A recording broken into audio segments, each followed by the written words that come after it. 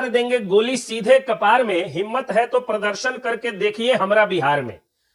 लगवा देंगे अपने दोस्तों से कह के एने से पत्रकार में, हिम्मत है तो सच्ची पत्रकारिता करके देखिए ना हमरा बिहार में।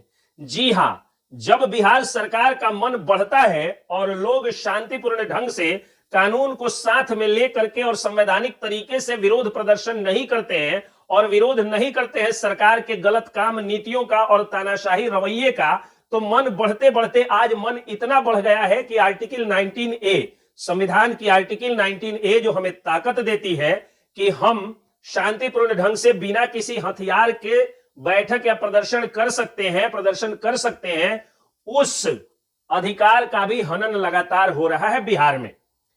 कटिहार में 2 युवकों को गोली लगने से, पुलिस की गोली लगने से मौत हो गई। अभी 2 दिन पहले की बात है। 12 बजे रात में मेरी नींद टूट जाती है, इसलिए कि भीषण गर्मी, और भीषण गर्मी में न पंखा चल रहा है, न कूलर चल रहा है, न घर का एसी चल रहा है, क्योंकि बिजली कटी हुई है और बिजली लगातार कटती है 6 घंटे के लिए।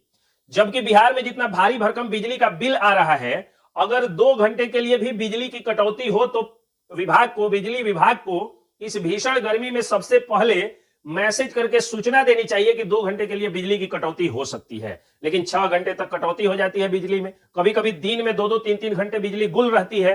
और इसी दर्द को झेलते हुए, गर्मी की भीषण पीड़ा को झेलते हुए कटिहार के लोग पहुंच जाते हैं बिजली विभाग के ऑफिस में।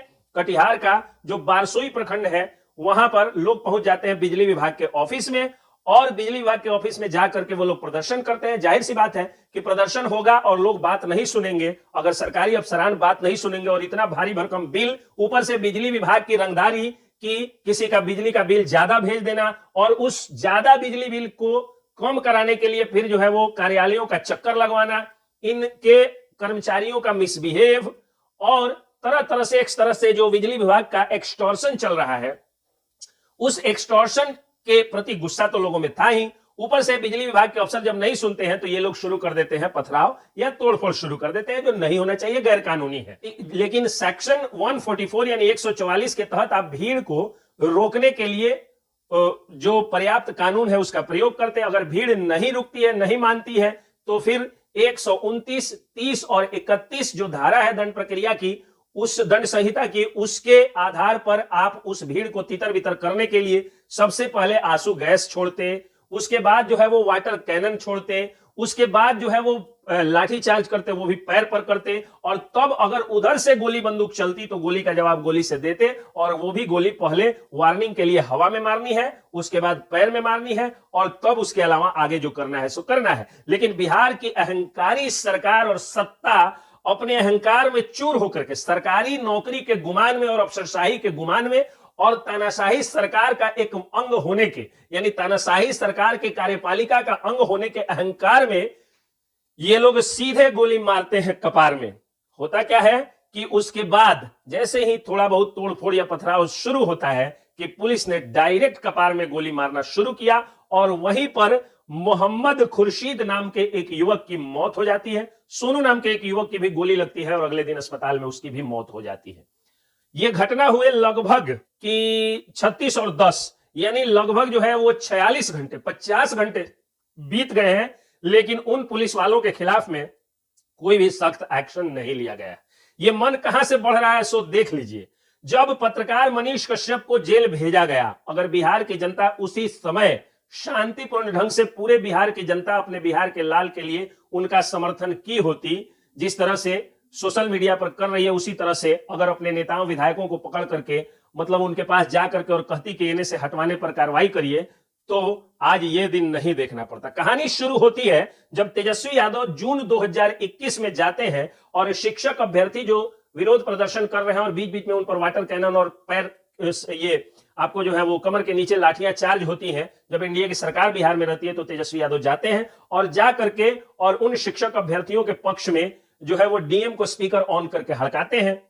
ये दृश्य, ये वीडियो जो वायरल कराया जाता है आरजेडी साइबर सेल के द्वारा, तो बिहार के युवाओं को लगता है कि तेजस्वी यादव एक ऐसे युवा हैं जो उनके साथ सुख दुख में खड़े होंगे, और उसके बाद वो 10 लाख सरकारी नौकरी का छलावा करते हैं। छलावा करके और भारी भरकम सीटें भी आती हैं, कुछ अंक से, कुछ सीटों से वो सीएम नहीं बन पाते हैं, सरकार सत्ता में नहीं आ पाते हैं, लेकिन कुछ दिनों बाद बैकडोर से नीतीश कुमार जी के पलटूपन के कारण, पलटू चाचा मैं नहीं कर रहा हूं, तेजस्वी यादव ही कहते हैं, उनके पलटूपन और पलटू चाचागिरी के कारण तेजस्वी यादव उप मुख्यमंत्री बन जाते हैं, सरकार में आ जाते हैं और पहली कैबिनेट की पहली बैठक में पहली कलम से 10 लाख सरकारी नौकरी देना तो दूर, बल्कि सरकारी नौकरी मांगने वाले अनिसुर रहमान नाम के एक युवक को 2022 में एडीएम के सिंह के द्वारा लाठियों से बुरी तरह से पीट करके अधमरा स्थिति में उनको वो हॉस्पिटलाइज कराया जाता है, वो हॉस्पिटलाइज हो जाते हैं। अपने बचाव के लिए वो तिरंगा लेते हैं तो तिरंगे पर भी लाठियां बरसाई जाती हैं। और अनिसुर रहमान जो बिहार का एक बेरोजगार अल्पसंख्यक युवक है और अल्पसंख्यकों को आरजेडी और कांग्रेस का महागठबंधन का वोटर माना जाता है, अपने ही वोटर्स मतलब सेक्शन से आने वाले अनिसुर रहमान पर बुरी तरह से लाठी से प्रहार किया जाता है और वो हॉस्पिटलाइज हो जाते हैं।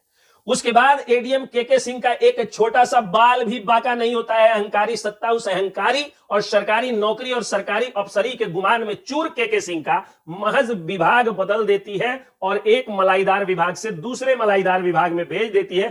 कुर्सी ओहदा सब कुछ सेम होता है, केवल पसलियां और हड्डियां जो है वो टूटती है। तो अनिसुर रहमान सरीखे युवाओं की, इन अफसरों का कुछ नहीं होता है। उसके बाद हद तो तब हो जाती है जब शिक्षकों, बेरोजगार युवकों के हिस्से की लाठी बिहार भारतीय जनता पार्टी जो विपक्षी दल है बिहार में, वो लोग खाते हैं। कथित रूप से एक की मौत होती है कथित रूप से पुलिस की लाठी से, और पुलिस की लाठियां सिर पे बरसाई जाती है। वायु श्रेणी वाले सांसद का भी सर फटता है। कई विधायक बुरी तरह से पिटाते हैं, कई पूर्व मंत्री जो है वो बुरी तरह से पिटाते हैं। महिलाएं, बच्चे और बूढ़ों को जो है वो मार करके और हड्डी पसलियां एक की जाती हैं, हॉस्पिटलाइज कराया जाता है। भारतीय जनता पार्टी का आधा कार्यालय खून हो जाता है, खून से भर जाता है। लेकिन कार्रवाई फिर भी उन पुलिस वालों पर कुछ नहीं होती है।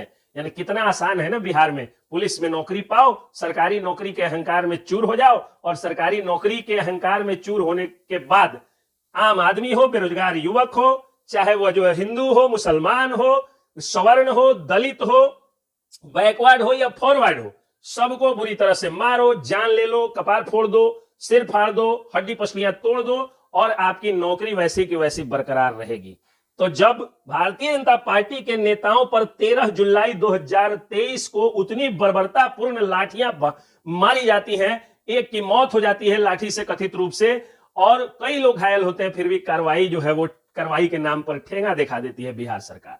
और मन इतना बढ़ जाता है। और मजे की बात देखिए कि जब भगवा झंडा लिए हुए नेता पिटा रहे थे तो कुछ लोग कह रहे थे कि भगवाधारी लोग पीटे जा रहे हैं। अब कटिहार में मौत हो जाती है पुलिस की गोली से मोहम्मद खुर्शीद की, और मोहम्मद खुर्शीद जो है वो भगवाधारी इन लोगों के हिसाब से नहीं है, वो आरजेडी के वोटर हैं। और आरजेडी के वोटर मोहम्मद खुर्शीद की मौत हो जाती है पुलिस की गोली कपार में लगने से। और एक सोनू शाह नाम का युवक है, वो सोनू शाह भी कोई फॉरवर्ड कास्ट से नहीं आता है, वो भी बैकवर्ड कास्ट के लड़के की भी जो है वो गोली लगने से मौत हो जाती है। सोनू शाह की मां चीख चीख करके, चिल्ला करके कह रही है कि हे बिहार सरकार, मेरे बेटे को न्याय दीजिए। लेकिन बिहार सरकार के मुख्यमंत्री और उप मुख्यमंत्री की बोलती बंद हो जाती है, एक शब्द नहीं बोलते हैं ये लोग। हाँ, बोलते कौन है?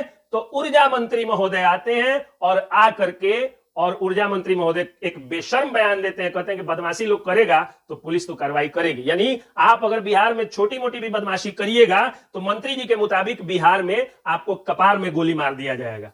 तो बस यही बात है कि अगर अब जनता नहीं जागी और अब हम लोग जो है वो शांतिपूर्ण ढंग से, संवैधानिक ढंग से सरकार का नहीं बल्कि सरकार के अहंकारी नीतियों का विरोध नहीं किए, तो अब वो दिन दूर नहीं है जब मनीष कश्यप जैसे हर पत्रकार पर ईओयू की उसी तरह की कार्रवाई होगी। आनंद फानन में आपको जो है वो आप पर जो है वो कुर्की जब्तियां की जाएंगी ईमानदारी से पत्रकारिता करने के लिए। आप अगर बिजली विभाग के अत्याचार से दुखी होकर के प्रदर्शन करने जाइएगा तो कपार में गोली मारी जाएगी। अगर आप शिक्षक हैं और नियमावली आपको थमाया जाएगा, गलत नियमावली, उसका विरोध करिएगा तो आप पर वाटर कैनन बरसाया जाएगा, मारपीट की जाएगी, सस्पेंशन की धमकियां दी जाएंगी, सस्पेंड किया जाएगा, गलत जो है वो ढंग से, गैर कानूनी ढंग से आप पर जो है वो अत्याचार किया जाएगा। अगर आप युवक हैं तो आप तिरंगा से भी अपने को नहीं बचा सकते हैं, बुरी तरह से पीटा जाएगा। और पीटने वाले पुलिस वाले हों या एडीएम साहब हों, उनकी नौकरी और इज्जत वैसे ही बरकरार रहेगी।